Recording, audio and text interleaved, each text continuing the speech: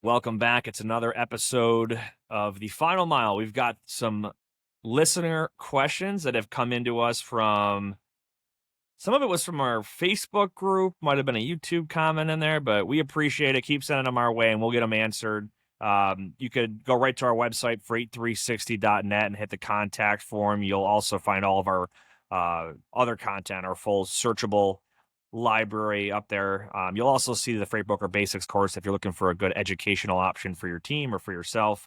And please check out the sponsors in the description box to help support the channel. That's Quickscope, Levity, Blue Book, and DAT. Ben, let's get right into it. I like this first one. It's pretty broad, but I'm curious what our takes are on it. So someone asked, what's your biggest problem with shipping freight as a broker? So I think it was generally just like, what's the biggest headache you have or the biggest problem you run into in brokerage? What would you say? How would you answer that one personally? It's a tough one, man. There's a lot. I got a list. I'll go You go first. All right, first. here's mine. And I've kind of said this for years. It's the what I would consider the unnecessary animosity between brokers and carriers. We're both vital in our industry, and I just wish that we could all get along, to say it like nicely, or to put it simply. But there's been so many times when, and we talked about this a little bit on a recent episode on accessorials, but like, you know, brokers, if a broker gets a load canceled on them, carrier might automatically assume that, oh, you just found a cheaper truck. And the same goes the other way. Truck falls off, and the broker might assume, oh, they found a higher paying load. And the reality is that might not be true. It might be true. The whole thing with rate transparency and,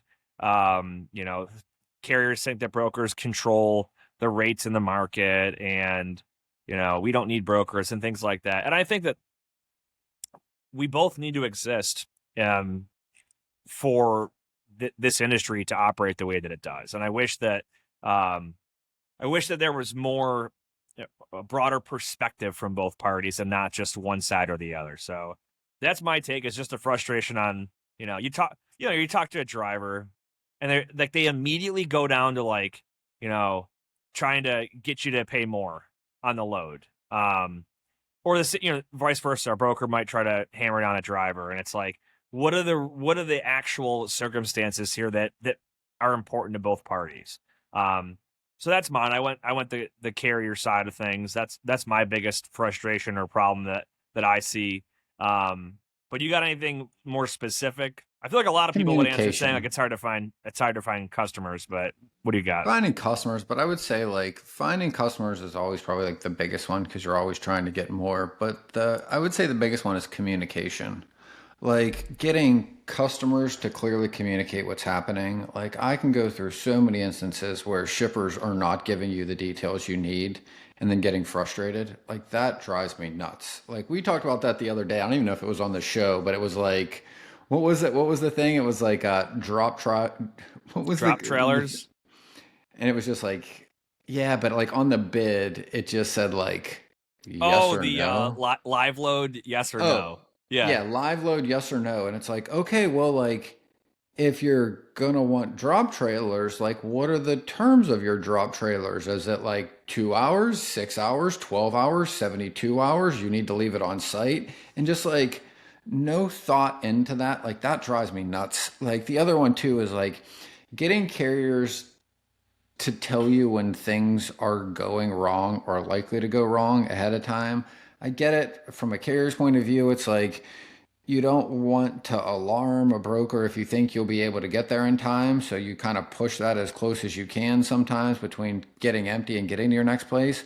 But the reality is like, this is why carrier and shipper relationships matter so much is like carriers I've used for years, like their drivers will just tell me, hey man, I'm getting slow getting unloaded. Like it's going to be close. Okay, great. At least then I know what to plan for. I can communicate that back over to my customer. This is what is harder, I think, sometimes from a broker's point of view than like a carrier. Because if the carrier, like these are the drivers that work with you or for you in the same company, I think they're more likely to tell you when things could be an issue ahead of time.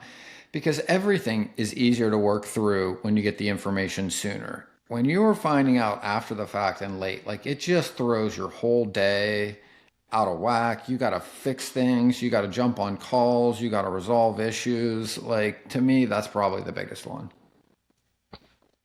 Yeah, I agreed. That's a very good point. Let us know what you guys think in the comments too. What's your biggest problem that you deal with, or your biggest frustration? Um, Next question: how do I find bulk carriers, and how does it work when it requires a washout? So you know way more about this than I do, but I at least want to drop a little plug here. Episode 208. I just had to look it up here. We had Jared Flynn from Bulk Loads on the show. So we talked for about an hour about the bulk freight market, how it works, and ways to source. But I mean, bulkloads.com that's like, I would say, the reputable load board that's out there. But Ben, you've got experience moving bulk commodities. I Yeah. haven't ever done it. So what would you say? How do you source these carriers? Is it as simple as a load board, or is it more networking? And talk about the washout process as Yeah, well. Jared's board. What is the domain? It's saved in my thing. I don't type it every often. It's Bulkloads.com. yeah, bulkloads.com is a great load board to find bulk carriers. One, lots of them are on there. It's great to sort. You can find them by state. You can also find them through tools like Highway and things where you can select tanker to find carrier options. So there's quite a few ways to find them. Now, pricing them is different because pricing bulk loads tend to work round trip. Not always, but like I'm going to talk tankers, not like bulk solids, but they kind of operate similar because like it is really hard to match up a front haul and a back haul in tankers because the commodities have to match, which is the first thing. Second, loading and unloading times can vary quite a bit. But it's not even just the loading and unloading. It's the last question. It's the washout, right? So what really happens is, say Steven is my driver on a tanker, and say he's going to run, like this is literally a lane that I've run. Say Steven runs from Charlotte, North Carolina to Houston, Texas to deliver a load of glycerin. He's going to deliver that load. Now here's what happens with the washout. I have to request from Steven his 3 prior loads. Steven is going to put that on letterhead, literally from his company that certifies these are the last 3 loads I ran.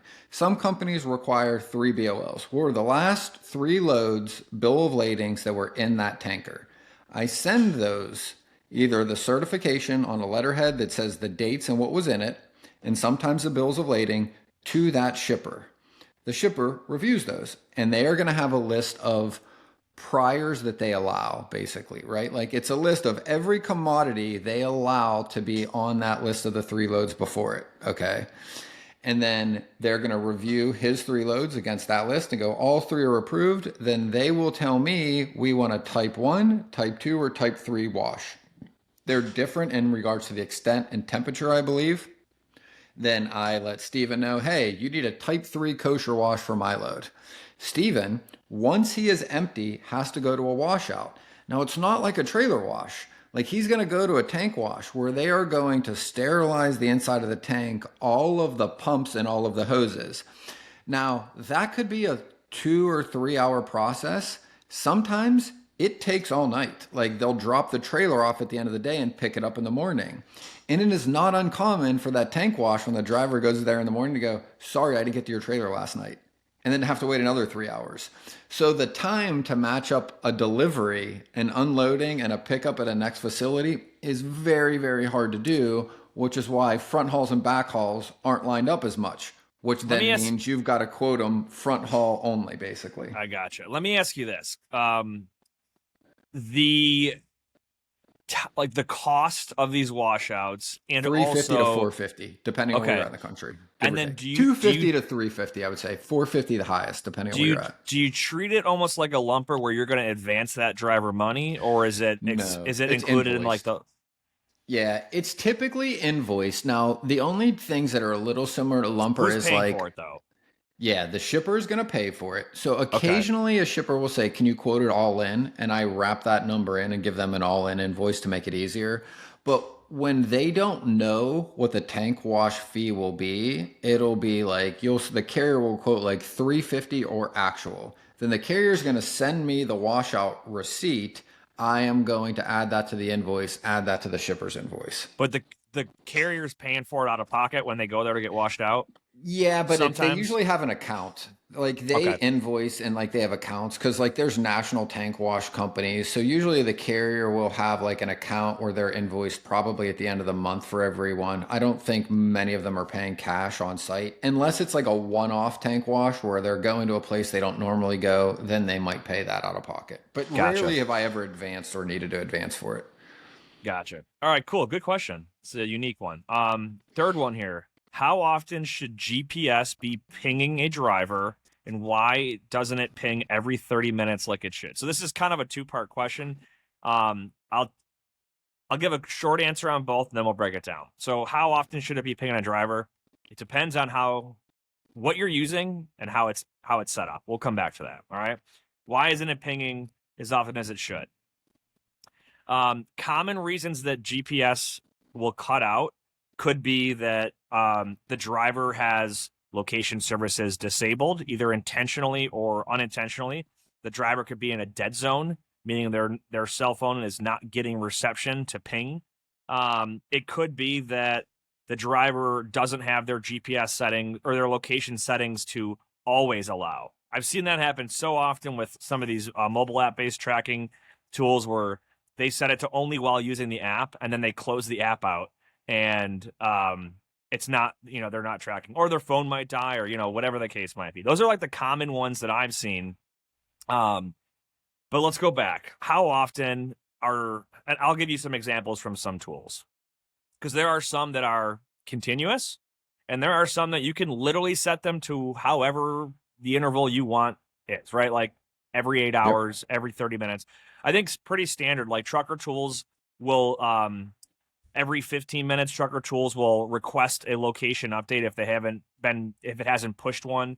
But it also depends too on like, are they using a mobile app? Is it integrated through the ELD provider? And then what does that ELD provider allow for how often it's sending locations? But there are continuous ones that, like for example, Quickscope, great partner of ours. They're in development for their next version, and one of the things on their horizon is to have that in transit visibility, that ongoing tracking, instead of just hey, where are you right now when you take this picture. But I've seen too, like Macro Point, I haven't used in a while, but I think it was there were some that was like every 2 hours, and then there were some that had like the or maybe it was every 4 hours, but you could pay extra to have it like every 30 minutes or every hour, something like that. The reality is there's a lot of different vendors out there that provide the ability to do GPS tracking, whether through a mobile app or through a telematics like an ELD or an onboard GPS tool inside the cab. Some of these, even like the reefers now, you can track location and temperature and stuff like that. It just depends Yep. on what that specific provider has their technology set up to do. You got any of your thoughts or insights on ones that you've used or seen and how often they are? I've used all of them. Well, I don't want to say all of them. I mean, probably at some point I've used all of them.